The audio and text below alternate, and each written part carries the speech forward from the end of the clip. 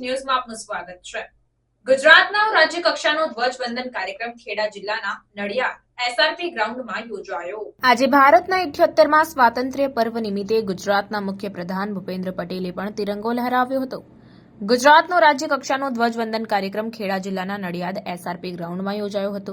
ગુજરાતના મુખ્યમંત્રી અને રાજ્યપાલે ખેડામાં સ્વતંત્રતા દિનની ઉજવણી કરી છે। દેશભક્તિની ભાવના સાથે દેશભરમાં 78મા સ્વતંત્રતા પર્વની આન બાન અને શાન સાથે ઉજવણી થઈ રહી છે, ત્યારે ગુજરાતના મુખ્યપ્રધાન ભૂપેન્દ્ર પટેલે પણ તિરંગો લહેરાવ્યો।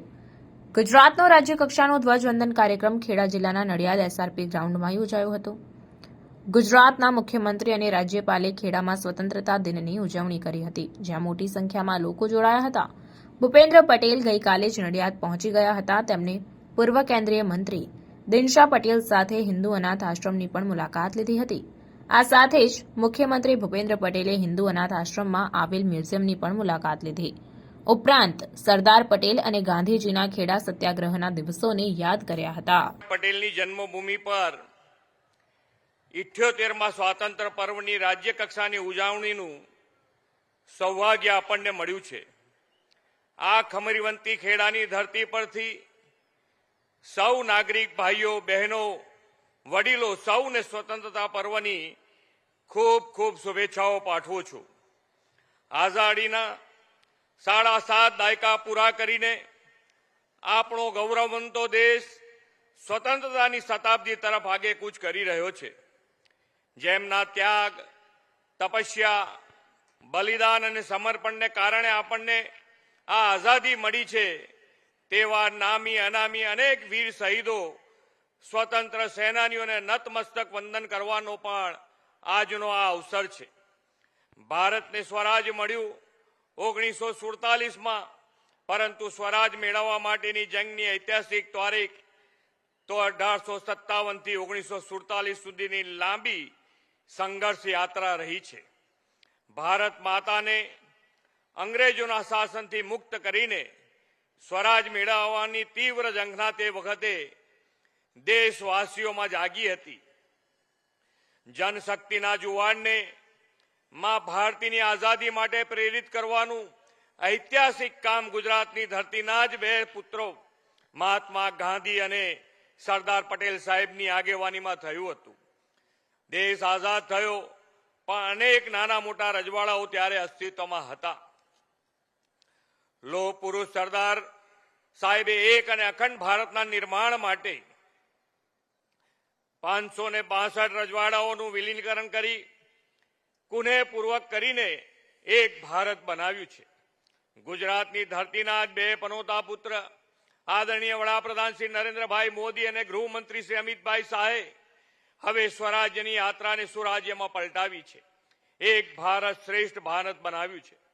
ગુજરાતને તો વડાપ્રધાન શ્રી નરેન્દ્રભાઈના વિઝનરી નેતૃત્વ અને માર્ગદર્શનનો લાભ 2 દાયકા કરતા પણ વધુ સમયથી મળતો રહ્યો છે।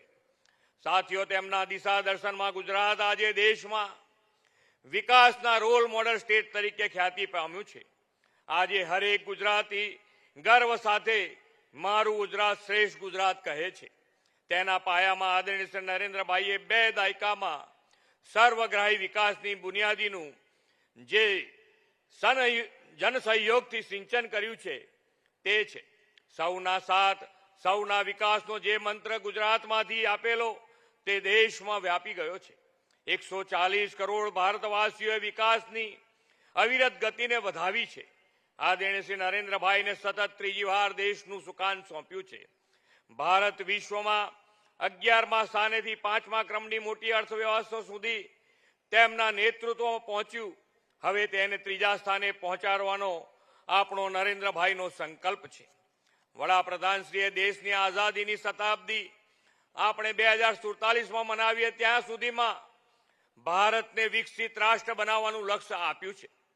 ગુજરાત વડાપ્રધાનશ્રીએ આપેલા હરેક આહવાન, દરેક લક્ષ્યને ઝીલી લઈને તેને પાર પાડવામાં અગ્રેસર રહેવાનો સ્વભાવ ધરાવતું રાજ્ય છે।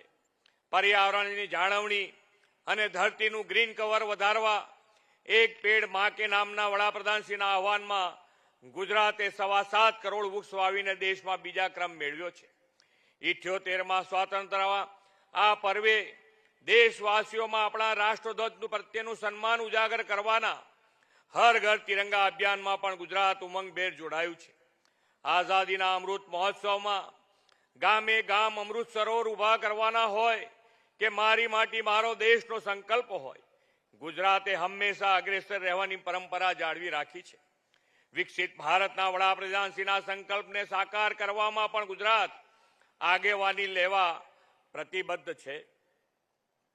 એ માટે વડાપ્રધાનશ્રીના પદચિહ્ન પર ચાલતા વિકસિત ગુજરાતના નિર્માણનો આપણે નિર્ધાર કર્યો છે.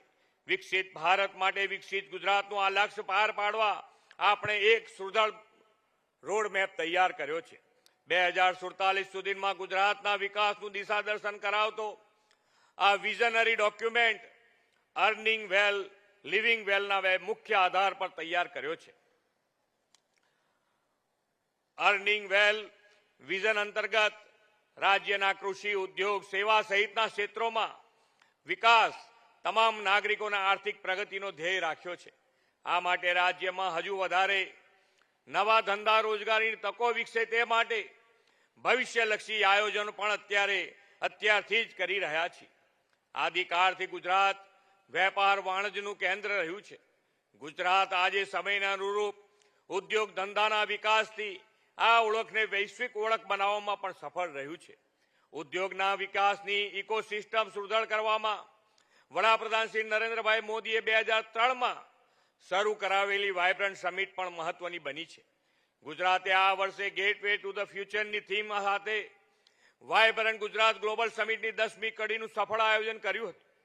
આ સમિટ દરમિયાન સેમિકન્ડક્ટર, આર્ટિફિશિયલ ઇન્ટેલિજન્સ જેવા ઉભરતા ક્ષેત્રોમાં ગુજરાતમાં રોકાણ થયા છે. આધુનિક ટેકનોલોજીનો વ્યાપ વધારીને રાજ્યના સેવા અને મેન્યુફેક્ચરિંગ બંને ક્ષેત્ર વિશ્વ સ્તરે ઝળકી રહ્યા છે. Gujarat global destination for semiconductor and electronics manufacturing તરીકે સ્થાપિત થઈ રહ્યું છે અને આ ક્ષેત્રમાં 1 લાખ કરોડથી વધુનું રોકાણ પણ થયું છે. ભારતની પહેલી સેમિકન્ડક્ટર ચિપનું નિર્માણ ગુજરાતમાં થવાનું છે. વિકસિત ભારત એટ 2047ના લક્ષ્યને પાર પાડવાનો એક મજબૂત આર્થિક પાયો ગુજરાત નાખવા માંગે છે. તેમાં ગ્રીન ગ્રોથ, રિન્યુએબલ એનર્જીનું મહત્વનું યોગદાન રહેવાનું છે. ગુજરાત રિન્યુએબલ એનર્જી ક્ષેત્રે અગ્રેસર રાજ્ય છે. કચ્છમાં વિશ્વના સૌથી મોટા 37 ગીગાવોટના સોલર વિન્ડ હાઇબ્રિડ એનર્જી પાર્કનું નિર્માણ ઝડપથી પૂર્ણ કરવા આપણે પ્રતિબદ્ધ છીએ. 2030 સુધીમાં 100 ગીગાવોટ રિન્યુએબલ એનર્જીના લક્ષ્ય રાખીને વડાપ્રધાનશ્રીએ આપેલા નેટ ઝીરો કાર્બન ઉત્સર્જનના લક્ષ્યમાં પણ આપણે ગુજરાતને અગ્રેસર રાખવું છે. પીએમ સૂર્યઘર મફત વીજળી યોજના અંતર્ગત રહેણાંક મકાનોમાં સોલાર રૂફટોપ સિસ્ટમના અમલીકરણમાં દેશભરમાં ગુજરાત અગ્રેસર છે. આ વર્ષે 10 લાખ મકાનોને આ યોજનામાં આવરી લેવાનું આપણે નક્કી કર્યું છે. ગુજરાત વિશ્વ કક્ષાના ઉદ્યોગની સાથે નાણાકીય ક્ષેત્ર પણ વર્લ્ડ લીડર બને તે માટે गिफ्ट खबरों के लिए चैनल को सब्सक्राइब कीजिए। खबरों का नोटिफिकेशन पाने के लिए बेल आइकॉन को जरूर दबाएं।